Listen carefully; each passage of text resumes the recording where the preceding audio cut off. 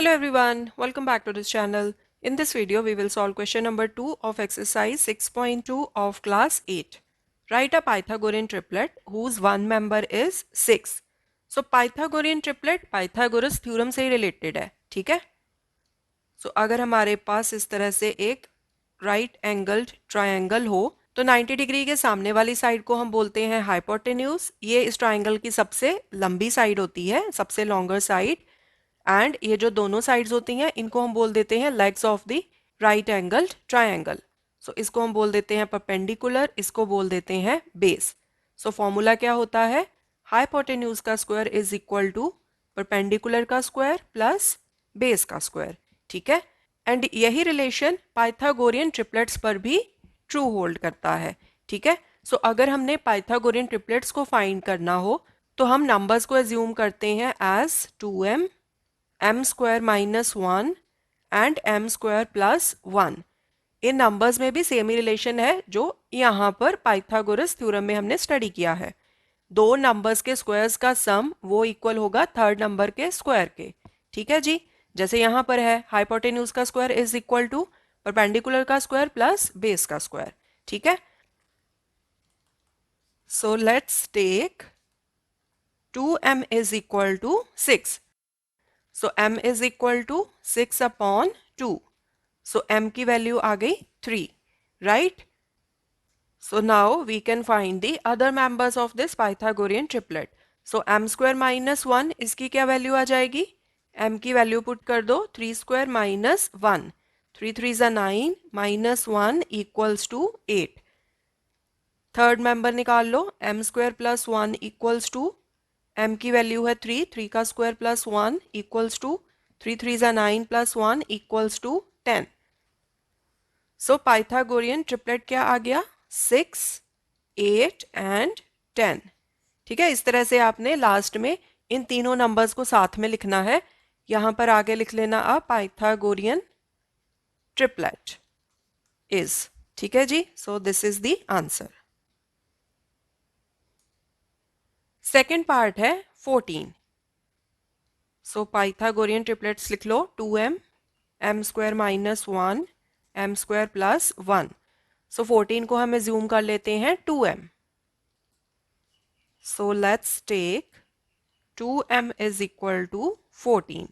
m की value निकाल लो 14 अपॉन 2। पता है ना आपको कि ये वाला 2 जब राइट हैंड साइड पे जाएगा तो राइट हैंड साइड को हम 2 के साथ करेंगे divide. So m is equal to 7। 2 7s are 14। So अब हम जो बाकी के दोनों मेंबर्स हैं उनकी वैल्यूज फाइंड कर लेते हैं। m square minus 1 is equal to 7 का square minus 1 equals to 7 7s are 49 minus 1 equals to 48। m square plus 1 को फाइंड कर लो। 7 square plus 1 equals to 7 7s are 49 plus 1 equals to 50। So triplet क्या आ गया? 14, 48 and 50. So Pythagorean triplet is 14, 48 and 50. So this is the answer. Next है 16. So Pythagorean triplet के members को हम कैसे assume करते हैं? 2m m square minus 1 m square plus 1. So let's take 2m is equal to 16. ठीक है जी?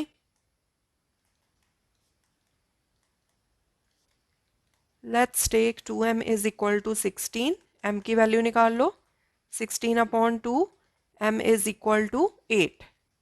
Members को फाइंड कर लो 8 स्क्वायर माइनस 1, 8 8 जा 64 minus 1, this is 63। m square plus 1 को फाइंड कर लो 8 स्क्वायर प्लस 1, 8 8 जा 64 plus 1 equals to 65। So Pythagorean triplet is 16, 63 and 65. So this is the answer. Next है 18.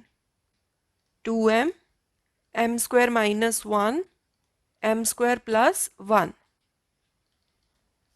So let's take 2m is equal to 18. m is equal to 18 upon 2. So m की value आ जाएगी 9।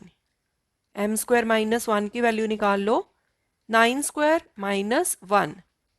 This is 81 minus 1 equals to 80. m square plus 1 की value निकाल लो. 9 square plus 1. 81 plus 1 equals to 82. So Pythagorean triplet is 18, 80 and 82. So this is the answer. So this was question number 2. In the coming videos, we will solve more questions. Thanks for watching. Take care.